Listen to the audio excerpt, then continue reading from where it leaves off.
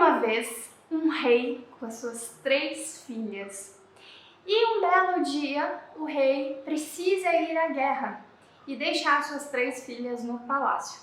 Mas antes de ir, ele faz só uma recomendação. Ele entrega as chaves de todos os aposentos do palácio para as 3 filhas e fala com elas que elas não devem entrar em apenas um cômodo, ou então, se elas entrarem, um grande mal recairá sobre todos eles.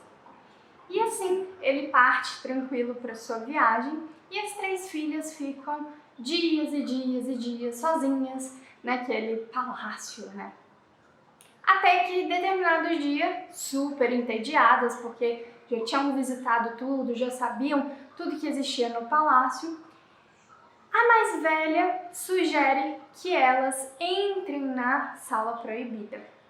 A mais nova, mais obediente, super apegada ao pai, fala que elas não deveriam fazer isso, mas tanto a mais velha quanto a do meio falam, não, vamos, que mal há da gente entrar lá e o nosso pai também nem vai saber que a gente entrou. E assim vão as 3. Chegam lá, elas abrem a porta e se deparam com uma mesa no meio do cômodo com um livro. E esse livro, bem grande assim, chama a atenção delas e elas vão até ele. A primeira filha, a filha mais velha, chega perto do livro e lê nesse livro. A filha mais velha deste rei se casará com o príncipe do Oriente. E ela fica toda animada, toda, alegre e passa a vez para a filha do meio. A segunda filha chega perto do livro, vira a página e lê na página seguinte. A segunda filha deste rei se casará com o príncipe do Ocidente. E elas fazem aqueles gracejos, brincam entre elas, né? E chegou a vez da terceira filha, a filha mais nova, que de jeito nenhum queria chegar perto desse livro. Ela fala, não, mas não quero desobedecer ao nosso pai, ele vai achar ruim, não quero. E as outras duas tanto enchem a cabeça dela, que ela acaba indo. Chegando lá, perto do livro, ela vira a página e ela lê lá na página seguinte. A terceira filha deste rei se casará com um porco do norte. E aí, quando isso acontece, a filha mais nova entra em choque. Ela fica tão apavorada, mas tão apavorada, que ela desmaia. Quando ela recobra a consciência dela, as irmãs ali acudindo, tentam consolar ela, de que não, isso é bobagem, é só uma coisa escrita num livro sem sentido, não tem por que você se preocupar. E ok, ainda assim a filha mais nova fica angustiada, não come direito nos próximos dias, começa a ficar pálida, com um aspecto meio doentio, enfim. O pai retorna, enfim, da guerra e aí ele percebe que a filha mais nova não está bem. Ele chama todas as filhas e pede para que elas contem o que de fato aconteceu, até que elas confessem. E aí ele tenta tranquilizar a filha mais nova, fala que tá tudo bem, que pode ser que aquilo não aconteça, para ela ficar tranquila. Passam-se alguns anos e vem um príncipe do Oriente pedir a mão da filha mais velha em casamento. E assim eles se casam. Algum tempo depois, vem um príncipe do Ocidente pedir a mão da segunda filha em casamento. Eles se casam e saem do reino. E algum tempo depois, a filha mais nova, super apreensiva porque a profecia estava se cumprindo, chega enfim no castelo ali no palácio, um porco selvagem com vários outros porcos atrás dele. E ele vai ter com o rei uma conversa e fala que foi até ali procurar uma noiva.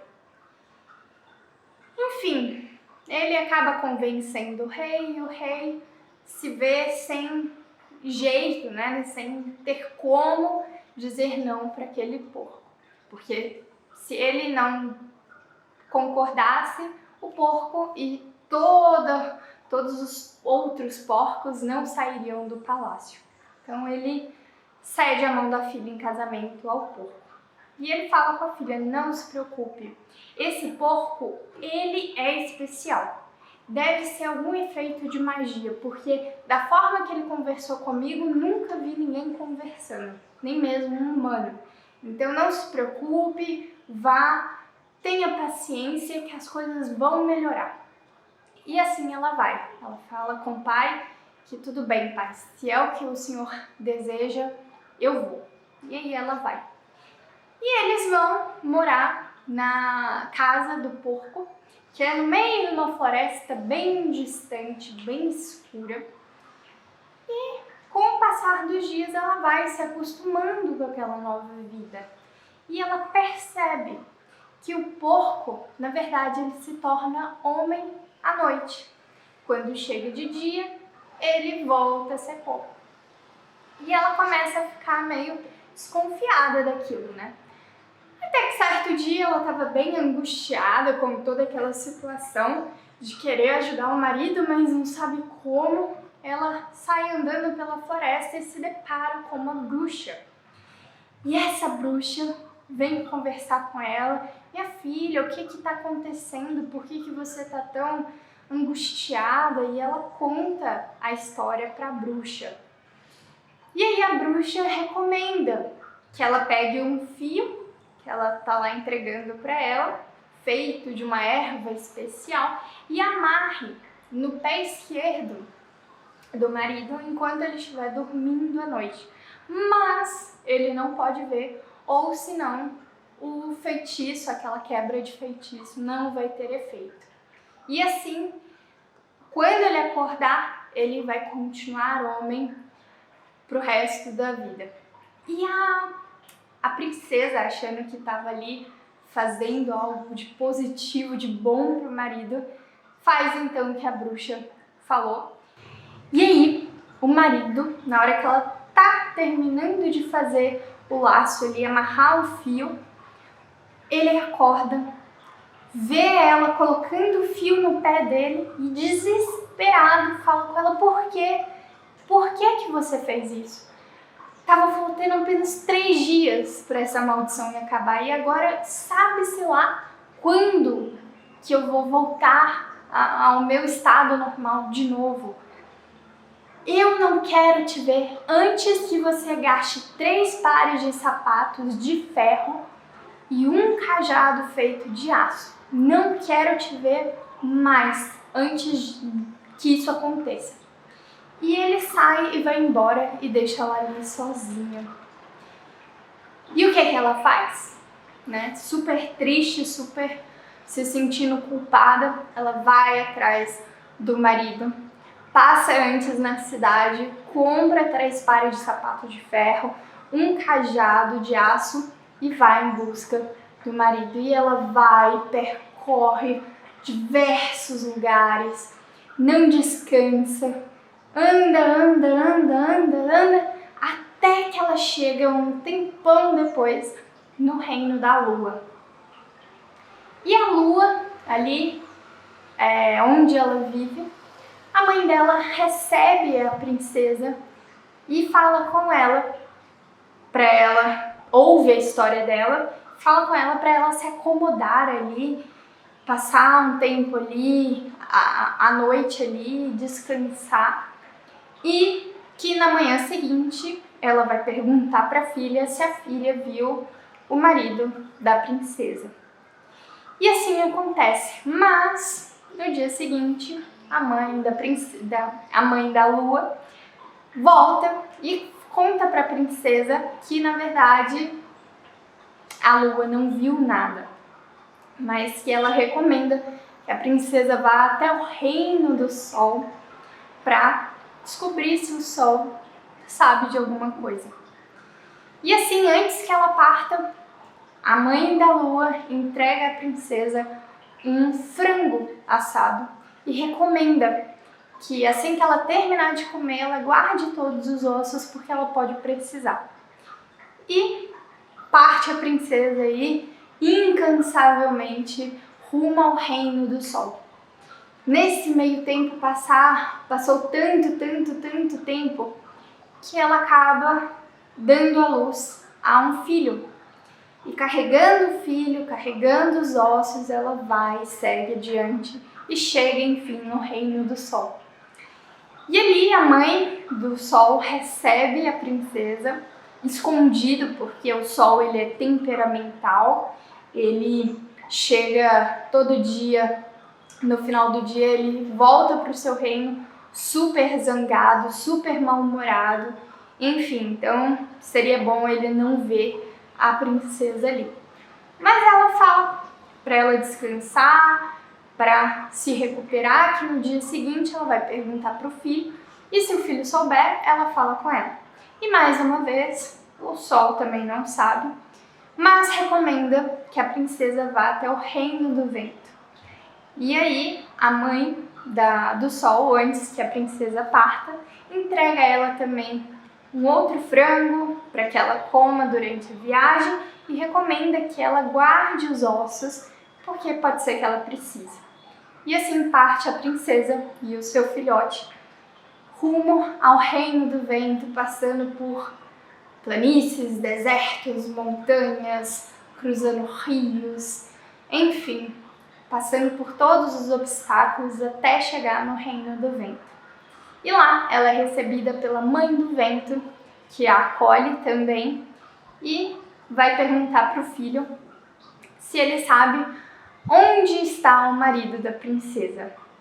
E ele, por fim, fala com ela, para ela seguir adiante, e assim que ela encontrar uma floresta muito densa, para ela entrar nessa floresta, caminhar, que lá dentro existe uma cabana onde esse porco mora, onde o marido dela mora. E aí, assim, no dia seguinte ela se despede, mais uma vez a mãe do vento entrega a ela um frango, diz para ela comer e guardar os ossos porque ela pode precisar. E ela parte, enfim, rumo a essa floresta, que depois de um tempo, ainda ali caminhando e pelejando, ela encontra e vai até encontrar a cabana. Mas é uma cabana muito esquisita.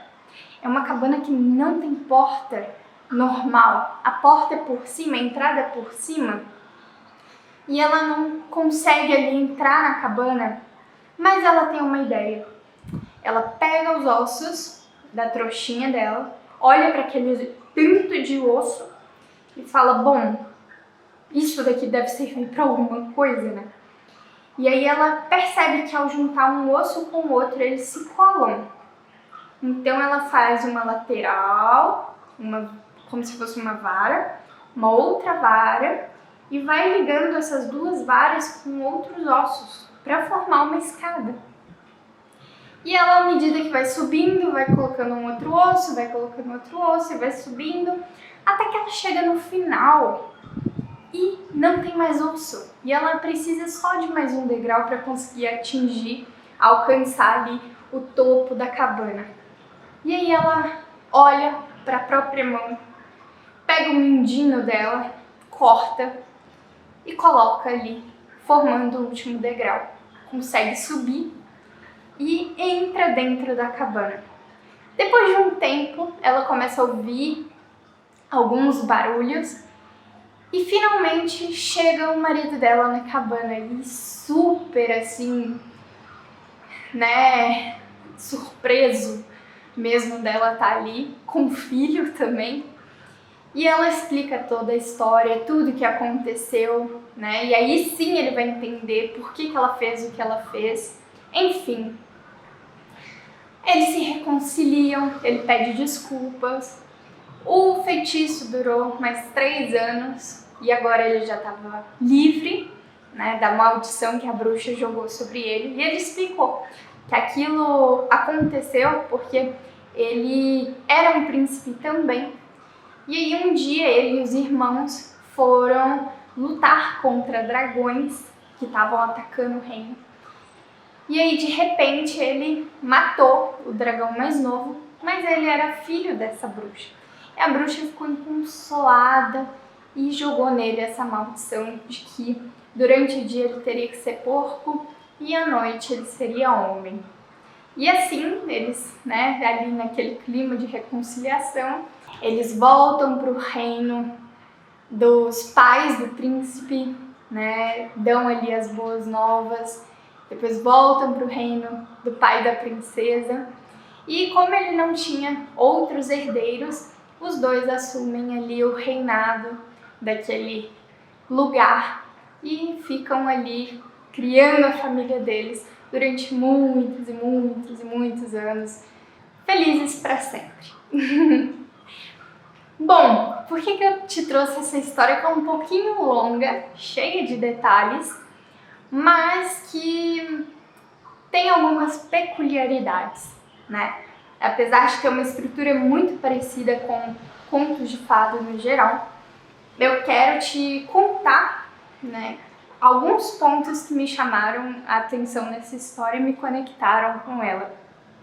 Mas antes que eu te conte, eu quero te perguntar, me ouvindo, até agora, o que te tocou nessa história? O que te chamou a atenção? O que conectou com você nessa história? Bom, para mim foram principalmente 3 coisas que eu quero falar com você agora. Uma delas é toda essa jornada da princesa, Ela saiu de um lugar onde ela era donzela, digamos assim. Para quem conhece o mito de Coreia e Perséfone, vai entender um pouco disso que eu tô querendo dizer. Que ela era uma menina pura, a mais jovem das 3 irmãs, inocente, super obediente ao pai, com medo de desobedecer a essa figura paterna, a essa autoridade, que na verdade representa, se a gente for analisar esse conto como algo do nosso mundo interno, como se todos esses personagens eles fossem partes nossas. A gente tem aí o rei como uma autoridade interior.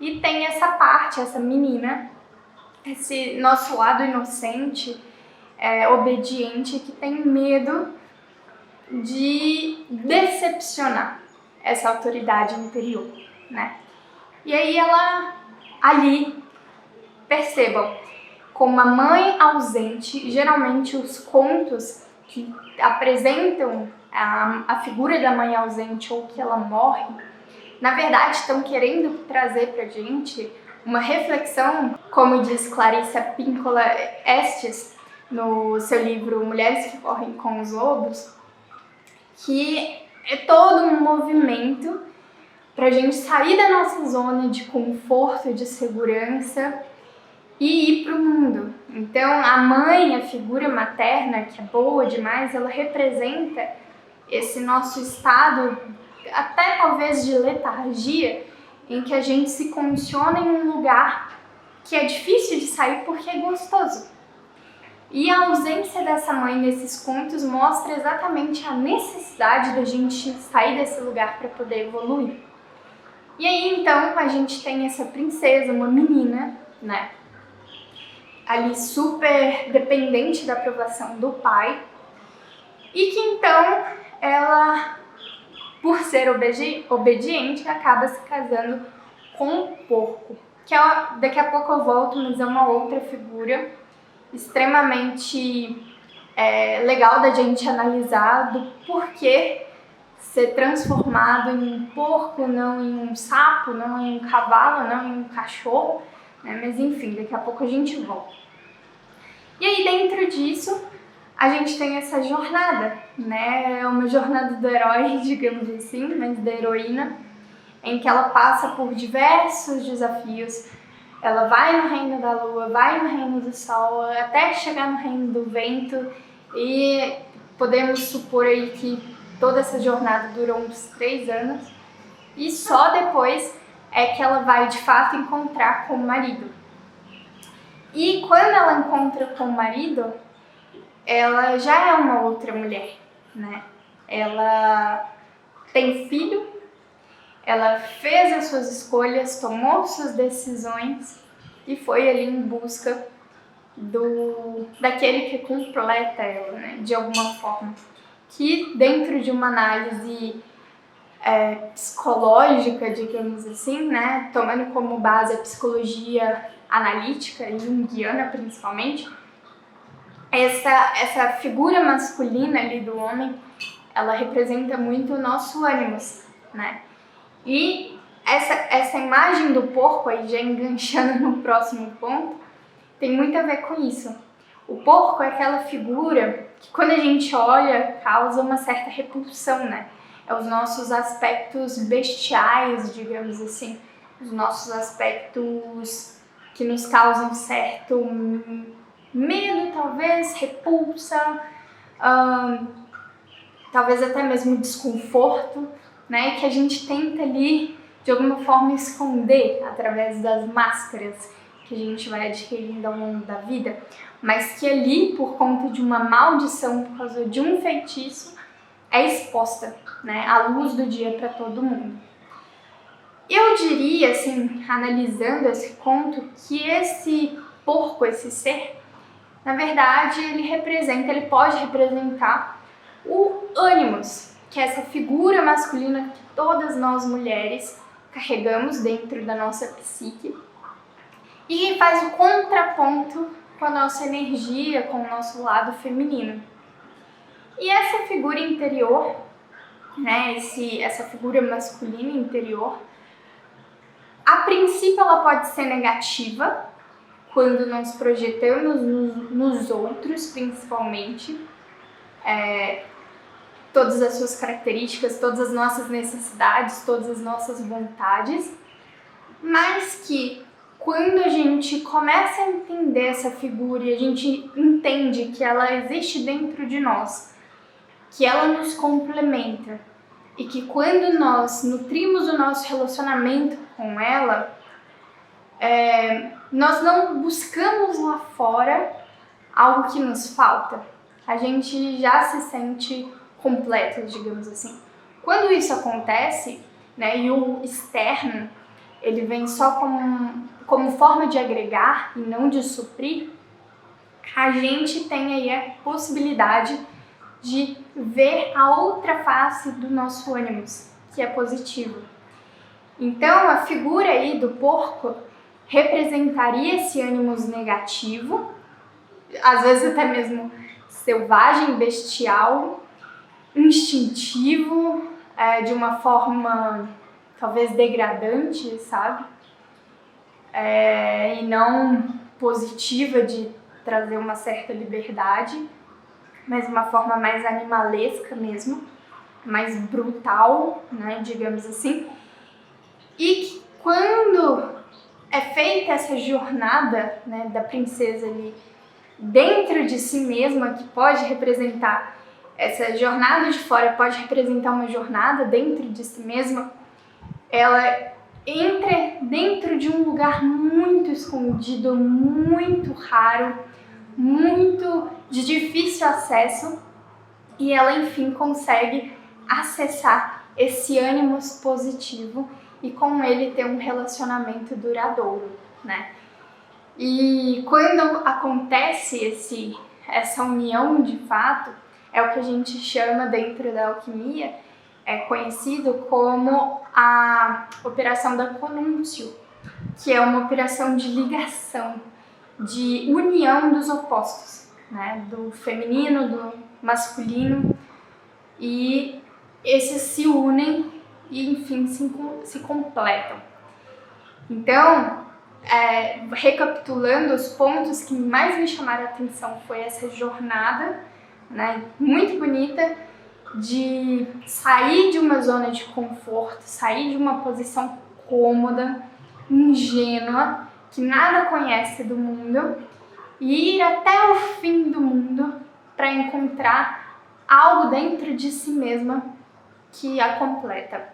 Eu achei isso muito lindo, assim, de ver, né? e é algo que a gente pode trazer para as nossas vidas também. O segundo ponto do porco, né, versus o homem, o porquê dessa figura. E o terceiro ponto seria a da escada dos ossos com o dedo mindinho no final. Que basicamente, assim, é muito interessante nesse livro aqui da Mulheres que Correm com os Lobos, né? Também a gente tem muito dessa analogia com os ossos. E a Clarice, a autora, ela fala que os ossos representam, e na verdade, se a gente for analisar, realmente é algo que faz sentido, representam a nossa parte mais duradoura, aquilo que não é destruído facilmente, aquilo que no final de tudo acaba ficando. E essa parte poderia ser, por exemplo, a nossa alma, né?